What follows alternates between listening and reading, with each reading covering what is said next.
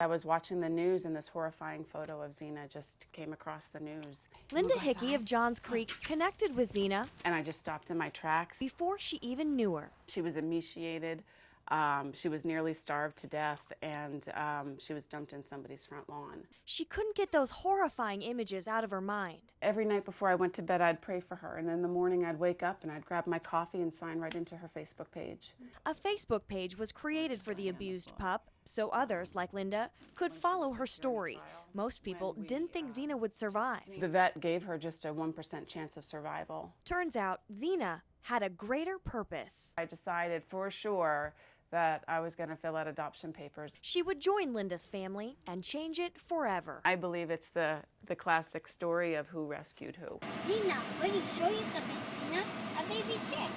Linda's 9-year-old son, Johnny, is autistic. And what I decided to do was just put Xena in the car when I picked him up from school that day. What happened next? Oh, Xena, you silly girl. Well, Linda says, is nothing short of a miracle. He has issues with space. No one's allowed in his space. And here she jumped right into his lap. She's licking him all over his face. He was smiles from ear to ear.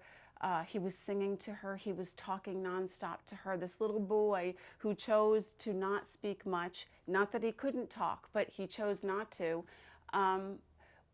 was forming sentences. The two formed a bond no one could have predicted.